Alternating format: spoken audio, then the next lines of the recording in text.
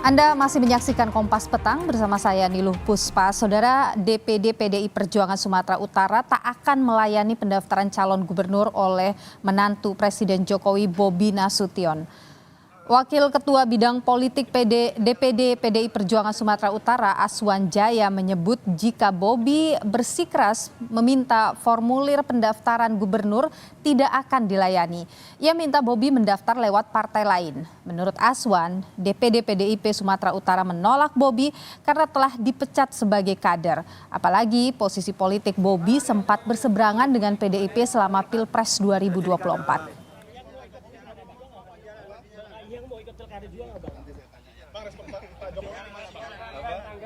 Ya silakan saja kalau dia punya keinginan itu, tapi sikap PDI Perjuangan tidak melayani beliau bila ingin mengambil formulir atau mendaftar dari PDI Perjuangan, tidak akan dilayani itu. Dan sudahlah, menurut kami cari saja partai lain yang mau mengusung beliau. Bobi Nasution ini sudah keluar dari PDI Perjuangan, bahkan beliau terang-terangan berhadapan dengan PDI Perjuangan dalam pemilu dan pilpres yang lalu. Untuk itu maka kami merekomendasikan, kami mengusulkan kepada DPP untuk tidak juga memberi ruang lagi kepada Bobi Nasution untuk ikut serta dalam pemilihan gubernur yang diusung oleh PDI Perjuangan. Sementara itu, usai PDI Perjuangan menutup pintu, Ketua Umum Projo Budi Aris Setiadi menyatakan Projo mendukung Bobi maju pemilihan Gubernur Sumatera Utara. Budi Ari bilang akan mengerahkan relawan untuk mendukung pencalonan semua kandidat kepala daerah yang didukung Projo termasuk Bobi Nasution. Soal Mas Bobi mau maju pilkada Sumut, tunggu kan masih Agustus. Projo kira-kira dukung, pokoknya kita dukung. Terus dukung ya? Dukung. Relawan dikerain dulu. Pasti buat pilkada serentak. Berarti semua yang keluarga Jokowi ikut pilkada, Projo ikut turun? Kan nggak semuanya, cuma Bobi doang. Enggak, semuanya dari mana? Kan ada kali Mas Kaisang gitu. Enggak, Mas Kaisang udah ngomong. Beliau istrinya Mbak Irina nggak maju. Nggak jadi ya? Nggak. Di tengah kerenggangan hubungan Presiden Jokowi dengan Ketua Umum PDI Perjuangan, Sekjen PDIP Hasto Kristianto menyebut partainya menutup pintu bagi menantu Presiden Jokowi, Bobi Nasution untuk maju pemilihan Gubernur Sumatera Utara tahun 2024. Hasto menyebut semua kader PDIP boleh mendaftar pilkada kecuali Bobi Nasution. Ada pendaftaran di daerah-daerah Sumatera Utara kemarin melaporkan semua boleh mendaftar kecuali Mas Bobi. Itu usulan dari bawah. Dari Solo tadi Pak Rudi juga sudah melaporkan untuk membuka proses pendaftaran. Jadi sudah dibuka. Di saat PDIP menutup pintu pilkada untuk Bobi, Partai Golkar justru memuluskan jalan bagi menantu Jokowi itu untuk menjadi calon gubernur Sumatera Utara. Golkar memberi Bobi surat tugas untuk maju pilkada berpasangan dengan Ketua DPD Golkar Sumatera Utara, Musa Rajeksah alias Ijek. Nah, kalau Mas Bobi kan sudah mendapatkan surat tugas dari Partai Golkar bersama dengan Wagub Ijek, sama-sama sudah mendapatkan surat tugas. Dan Partai Golkar akan melakukan evaluasi. Nanti kita lihat evaluasi. Ya, masih ya. Wakil Presiden terpilih Gibran Rakabuming Raka bereaksi dengan langkah PDIP yang menutup pintu bagi iparnya untuk mendaftar Pilkada Sumatera Utara. Kata Gibran, nggak apa-apa, tenang saja. Ya tanya aja ke Bobi ya. Artinya kan PDI sudah terbuka untuk siapapun yang mendaftar kecuali Mas Bobi itu. Ya nggak apa-apa ya, tenang aja. Artinya tetap bisa maju dengan partai yang lain aja. Ya itu ditanyakan ke Bobi aja ya. Sama seperti Gibran, Bobi Nasution awalnya maju menjadi wali kota dengan dukungan PDI Perjuangan. Meski belakangan hubungan PDIP dengan keluarga Jokowi merenggang, menyusul majunya Gibran di Pilpres 2024, Bobi mengisyaratkan keinginan untuk maju pemilihan Gubernur Sumatera Utara. Tim Liputan, Kompas TV. PDI Perjuangan menutup pintu pendaftaran pilkada bagi menantu Presiden Jokowi Bobi Nasution seiring renggangnya hubungan Jokowi dan Ketua Umum PDI Perjuangan Megawati Soekarnoputri terkait dengan Pilpres 2024. Seolah membalik langkah PDIP, Partai Golkar justru memberi Bobi tiket untuk melenggang di pemilihan Gubernur Sumatera Utara 2024. Kita bahas, saudara. bersama dengan Wakil Ketua Umum Partai Golkar Erwin Aksa, kemudian juga politisi PDIP Seno Bagaskoro, dan juga ada analis politik Burhanuddin Muhtadi. Selamat sore Bung Erwin, Mas Seno, dan juga Bung Burhan. Selamat sore. Selamat sore. Sehat selalu. Saya ingin ke Mas Seno dulu ini soal menutup pintu bagi Bobi Nasution untuk mendaftar lewat PDIP ya di Pilgub Sumatera Utara. Ada apa ini? Ya, sebenarnya kan tahapan penjaringan calon kepala daerah memang dilakukan secara rutin di masing-masing tempat. Tetapi ada yang menarik dari Sumatera Utara, karena yang kemudian menyampaikan aspirasi dari bawah, yang mana aspirasi itu juga kami pertimbangkan sebagai satu pertimbangan yang penting adalah penolakan dari teman-teman di Sumatera Utara, kawan-kawan PDI Perjuangan terhadap pencalonan Mas Bobi Nasution. Dan alasannya sederhana, karena alasannya adalah Mas Bobi sudah dikeluarkan, dipecat dari PDI Perjuangan. Kalau kemudian dicalonkan atau diterima pencalonannya oleh kawan-kawan di Sumatera Utara, yang kemudian meresikokan karir panjang di PDI Perjuangan adalah kawan-kawan yang menerima pencalonan itu. Sehingga kawan-kawan memberikan saran, masukan kepada partai untuk sebaiknya kita menerima Mas Bobi. Ya, kita anggap ini adalah bagian yang natural dari proses Pilpres kemarin yang terjadi dengan demikian gamblang di publik. Mas Bobi tidak memberikan dukungan kepada calon presiden yang diusung oleh PDI Perjuangan. Saya rasa itu hukum kalkulasi yang sederhana. Oke, baik. Bu Erwin, ini kenapa Golkar justru membalik langkah PDIP memberikan karpet merah bagi Bobi? Buat Golkar ini kan partai terbuka. Kita ini bagi Sumatera Utara. Sumatera Utara ini provinsi yang berhasil di antara seluruh provinsi yang dimenangkan oleh Golkar ya. Di mana pilkada Sumatera Utara, Golkar bisa mencalonkan kadernya sendiri tanpa perlu koalisi. Nah, di sana ada Pak Ijek ya, ketua DPD 1 yang juga maju dipilih dan terpilih, ya, kemudian punya pilihan apakah ingin menjadi anggota DPR atau maju pilkada nantinya. Jadi surat tugas diberikan kepada Pak Ijek dan Pak Bobi ya. Tapi kembali lagi, Golkar belum memutuskan karena harus dilakukan evaluasi, termasuk melakukan tandem simulasi yang nanti Pak Burhan bisa jelaskan bagaimana tandemnya kalau Pak Burhan, Pak Ijek dan Pak Bobi dipasangkan. Oke, tapi Bu Erwin, benar ya surat tugas itu sudah keluar dari Golkar untuk Bobi maju Pilgub? Seperti yang dikatakan Pak Erlangga kan sudah dikeluarkan. Tapi kembali lagi kalau ingin maju kan harus berpasangan. Jadi nanti kita lihat sampai nomor 1 sampai nomor 2. Ada apa dengan Golkar? Apakah ini murni karena bicara soal elektoralnya ataukah menjaga hubungan dengan Pak Jokowi nih berlanjut begitu? Enggak ada. Buat Golkar kita ingin menang di semua pilkada. Ya. Target kita 60%. Di Sumatera Utara Golkar bisa maju tanpa harus koalisi. Jadi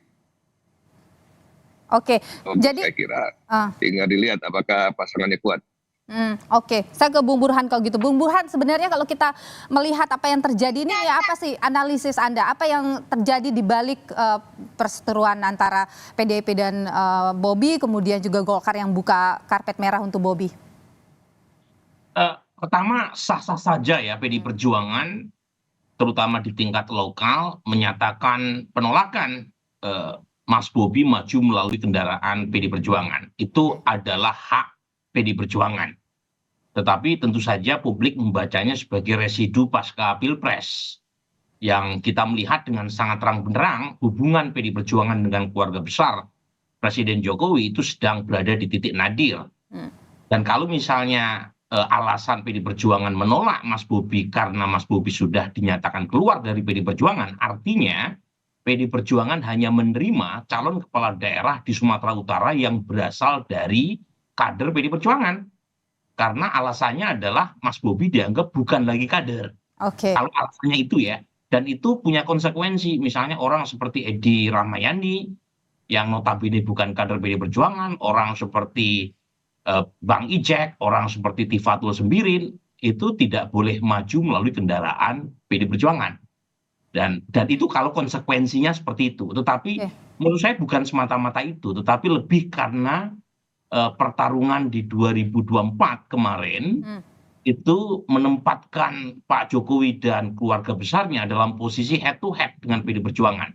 Dan itu yang membuat Mas Bobi sulit untuk diterima oleh PD Perjuangan, terutama dalam konteks pilkada. Mas Burhan, kalau Anda membaca ini memang PDIP membuat barikade antara PDIP dengan Pak Jokowi. Betul. Betul, dan Golkar dengan sangat cantik memanfaatkan itu. Jadi, kalau kita lihat dari survei-survei termasuk indikator, Mas Bobi suka tidak suka itu elektabilitasnya paling tinggi sekarang sebagai calon gubernur Sumatera Utara. Dan kalau kita breakdown berdasarkan basis massa pendukung partai, itu justru basis massa PDIP itu yang paling banyak mendukung Bobi. Jadi ini yang disebut dengan istilah split ticket voting. Aspirasi elit PD Perjuangan bisa jadi menolak Mas Bobi, tetapi konstituen PD Perjuangan di Sumatera Utara itu justru paling banyak memilih Bobi. Saya ke Pak Seno dulu kalau gitu, Mas Burhan, kita tahan di sana. Mas Seno, bagaimana ini? Ini sebenarnya memang benar suara dari akar rumput atau ini suara elit tadi karena memang PDIP ingin membentuk atau membangun barikade dengan Pak Jokowi? Ya, pertama yang harus diklarifikasi, kami tidak pernah ingin atau berencana untuk membangun barikade dengan siapapun, termasuk Pak Jokowi. Tapi yang membangun pagar itu Pak Jokowi sendiri. Bagaimana pagar itu dibangun? Kemarin pada saat Pilpres saya rasa sudah banyak penjelasan-penjelasan terkait bagaimana pagar pembatas itu terjadi. Misalnya tentang berbagai macam sikap-sikap yang berbeda dengan apa yang disampaikan kepada partai sebelumnya. Termasuk dengan apa yang disampaikan oleh Mas Bobi dan keluarga misalnya pada saat mengikuti sekolah partai disampaikan bahwa ya kita harus satu tegak lurus, satunya kata dan perbuatan. Saat bicara mendukung Mas Ganjar Pranowo ya harus komit dengan itu. Saat mendukung misalnya bagaimana hari ini situasi geopolitik, komit dengan sikap-sikap itu. Tapi kan kemudian kalau sikap-sikap itu adanya perbedaan antara kata dan perbuatan itu terjadi, maka pagar pembatas itu yang membuat bukan kami. Barikade yang disebut oleh Bung Burhanuddin tadi itu bukan kami yang membuat, tapi kemudian ada kader-kader yang melakukan itu. Tapi artinya benar bahwa apa yang terjadi sekarang adalah, kalau saya pinjam bahasa Mas Burhan tadi, residu dari Pilpres kemarin, begitu ya? Ya, kita tidak bisa memisahkan artinya secara psikologis kebatinan massa yang mendukung PDI Perjuangan di dalam pemilu kemarin itu hari ini masih terfokus pada perjuangan konstitusional di MK dan termasuk di PT UN, dan itu kemudian masih satu tarikan nafas. Artinya pilkada besok pun tentu tidak bisa terlepas dari apa yang kita lihat, kritik yang kita sampaikan berkaitan dengan substansi demokrasi di Pilpres dan pemilu legislatif. Baik, saya tahan di sana. Saya ingin ke Bung Erwin. Bung Erwin, jadi kalau kata Mas Burhan tadi ada manfaat atau kemudian Golkar memanfaatkan situasi ini, benar begitu ya? Saya kira bagi Golkar terbuka bagi siapa saja. Buat Golkar adalah ingin menang di pilkada. Pilkada ini nanti kan adalah tiket ya.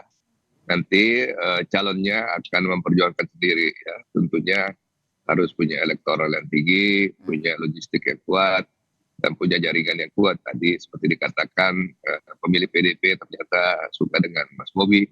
Mungkin saja karena Golkar menang di sana, pemilih Golkar juga suka dengan Bang Ijek. Jadi kalau dipasangkan, saya kira akan menjadi pasangan yang kuat dan bisa menjadi pemenang pilkada di sana. Buat Golkar adalah tujuannya adalah. Tapi begini, Mas Bung Erwin, kalau Bobi selama ini kan konstituennya adalah dari PDIP begitu. Bagaimana Golkar yakin kemudian ketika mengambil Bobi konstituensinya itu ya akan ikut begitu? Kita ada dua calon di sana kan, ada Pak Ijek, ada Mas Bobi. Dan tinggal sekarang kita lihat siapa yang unggul untuk bisa menjadi nomor 1 atau nomor 2, atau mungkin Mas Bobi ingin menjadi wali kota lagi kembali untuk periode kedua. Tapi gini, seperti apa?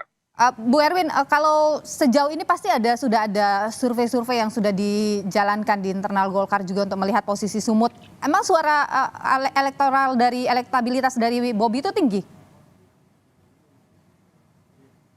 Saya belum lihat, tetapi saya yang penting di sana Golkar bisa mencalon sendiri, artinya Golkar tidak perlu berkoalisi dengan partai lain. Jadi Golkar punya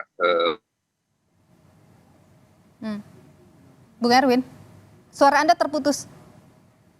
Oke. dengan partai lain. Boleh diulangi tadi Bung Erwin, suara Anda sempat terputus? Ya, artinya Golkar punya keuntungan bahwa di sana Golkar bisa mencalonkan sendiri. Ya, jadi kita bisa memilih nomor 1 dan nomor 2 sendiri. Jadi tanpa harus bernegosiasi dengan partai lain yang ingin bikin nomor 2 dan sebagainya. Jadi Mas Bob. Oke, baik. Sepertinya kita ada masalah sambungan audio dengan Erwin Aksa. Kita akan kembali saudara usai jeda berikut ini terkait dengan polemik pencalonan Bobi Nasution menantu Jokowi di Pilgub Sumatera Utara. Kita lanjutkan perbincangan kita petang hari ini, saudara. Saya ingin ke Mas Eno dulu. Mas Eno, sebenarnya kalau kita bicara suara akar rumput nih ya, bukan elit dari partai. Kemana sih suaranya, bagaimana sih sebenarnya suara akar rumput ini terhadap Jokowi ataupun keluarganya atau Bobi misalnya pada khususnya di sana? Ya tentu nanti kalau bicara penentuan final, pasti ada mekanisme bertahap secara berjenjang yang akan dilakukan oleh partai. Tetapi kan kemudian usulan untuk tidak menerima Mas Bobi di Sumatera Utara itu kan bukan berasal dari DPP sebenarnya. Tapi pertama berawal dari kawan-kawan pengurus partai di Sumatera Utara. Yang artinya yang selama 5 tahun terakhir artinya memiliki komunikasi yang terjalin dengan Mas Bobi sebagai wali kota yang Medan yang diusung oleh PDI Perjuangan. Artinya yang mengenali bagaimana dinamika politik, komunikasi politik selama ini dengan Mas Bobi. Itu ya kalau kami mengenal ada konsep 3 pilar partai.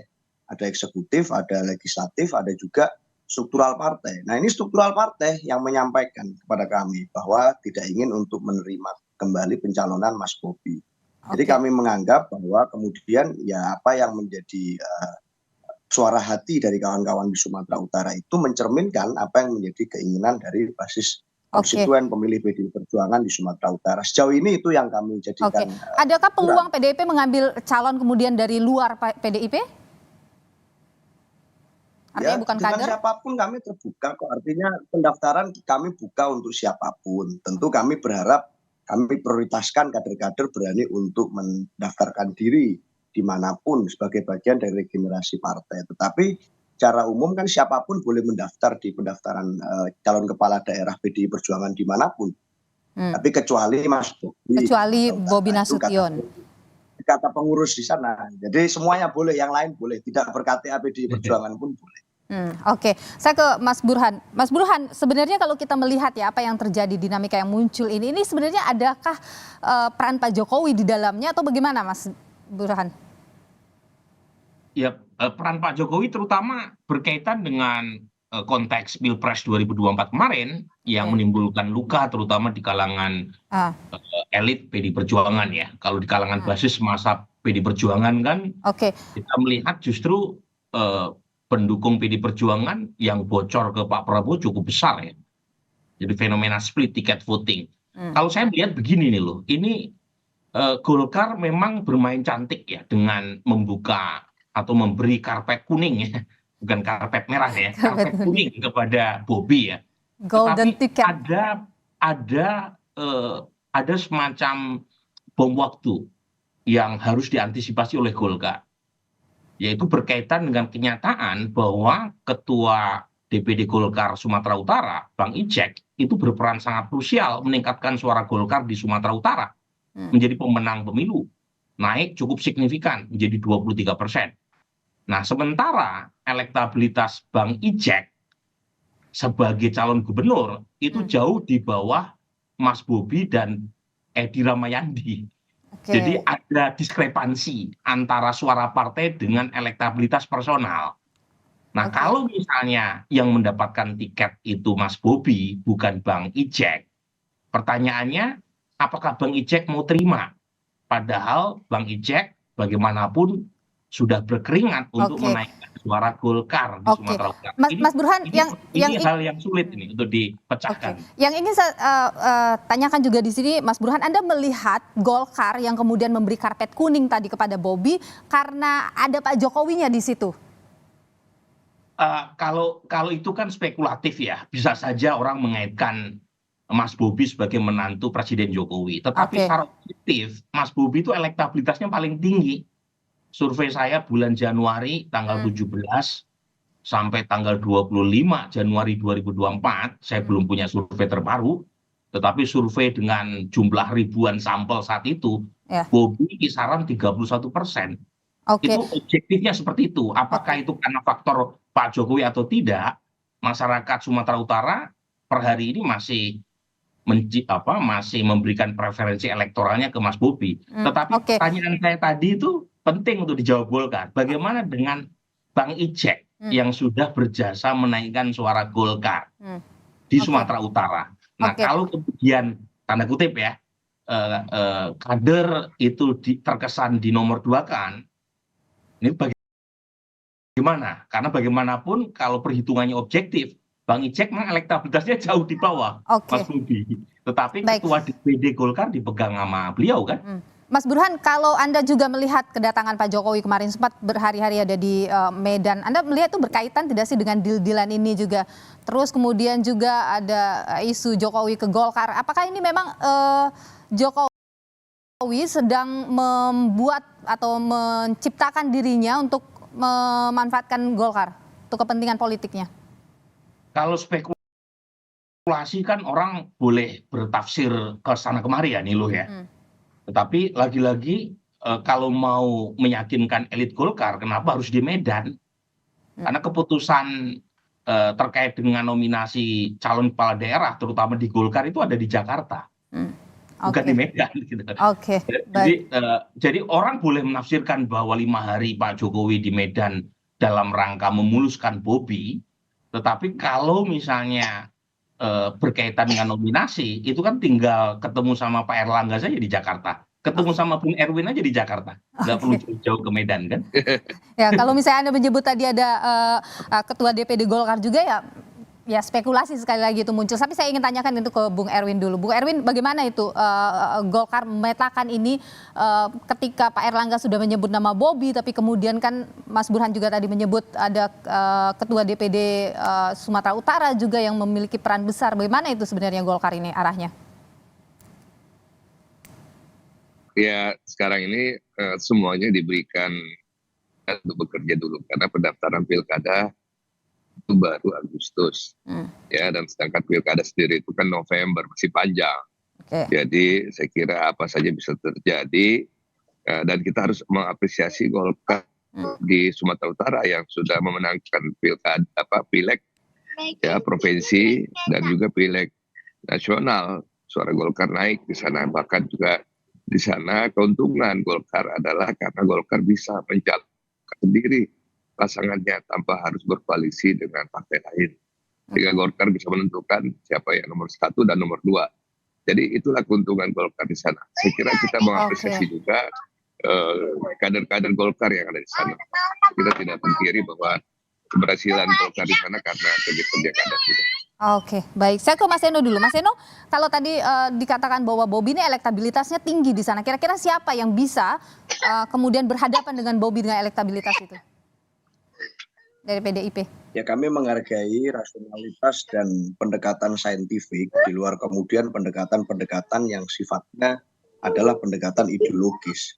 Tapi saat bicara tentang urgensi, kenapa kok kami merasa concern terhadap jalannya pilkada ini, sebenarnya adalah jangan sampai kemudian banyak pola yang terjadi di Pilpres kemarin yang kami kritisi terkait dugaan mobilisasi kekuasaan, intervensi kekuasaan, kemudian pelanggaran demi pelanggaran etik dan lain sebagainya, itu terjadi atau terulang kembali di pilkada serentak besok. Jangan sampai kemudian pola-pola itu tereplikasi. Oleh karena itu, kader-kader yang kemudian kami harapkan akan direkomendasikan di dalam proses pilkada besok adalah kader-kader atau orang-orang yang mampu memiliki integritas untuk mengembalikan demokrasi. Namanya sudah ada, Mas Seno? Sudah di-list kah namanya?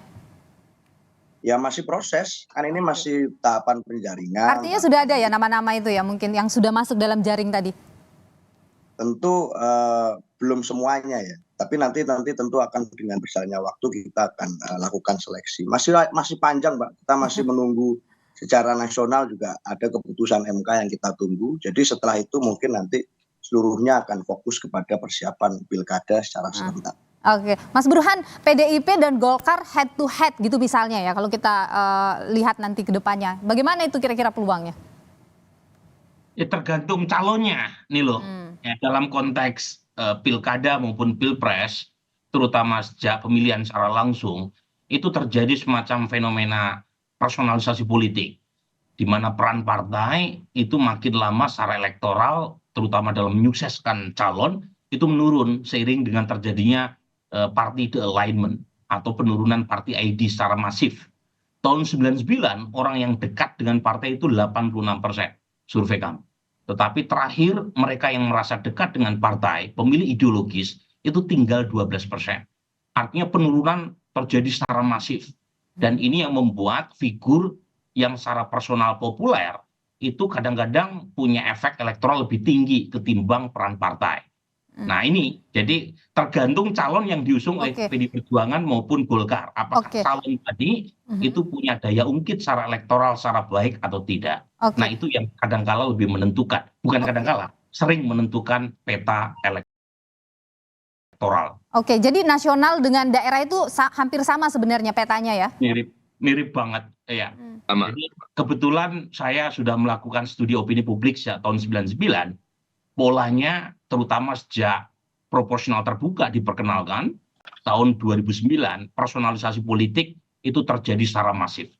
Saya pribadi berharap peran partai itu diperkuat karena kita memerlukan partai ideologis sehingga orang memilih berdasarkan isu programatik. Tetapi desain institusi kita membuat orang memilih berdasarkan popularitas tokoh. Oke, jadi memang popularitas yang utama. Tapi Mas Burhan, kalau kita bicara Sumatera Utara, seberapa besar itu sebenarnya pengaruhnya ke nasional? Besar ya, Sumatera Utara itu provinsi terpadat keempat setelah Jawa Barat, Jawa Timur, dan Jawa Tengah. Barometer Indonesia terutama di bagian barat itu adalah Sumatera Utara. Jadi penting Sumatera Utara dimenangkan oleh partainya Mas Seno atau partainya Bang Erwin atau partai siapapun. Karena ini menjadi semacam boosting ya secara elektoral untuk meningkatkan kepercayaan diri terutama pasca Pileg dan Pilpres.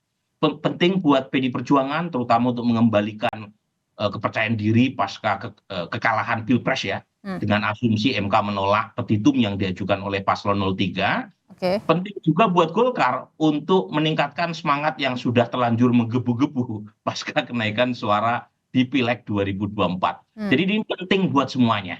Dan salah satu ukurannya adalah pilkada. Oke, kalau PDIP seberapa krusial ini Mas Seno, Sumatera Utara ini untuk dimenangkan? Ya seperti yang saya sampaikan tadi Mbak, bahwa hari ini concern kita bukan hanya terhadap tentu kemenangan elektoral menjadi ukuran, tetapi kemenangan itu harus menjadi satu tarikan nafas dengan restorasi proses demokrasi kita.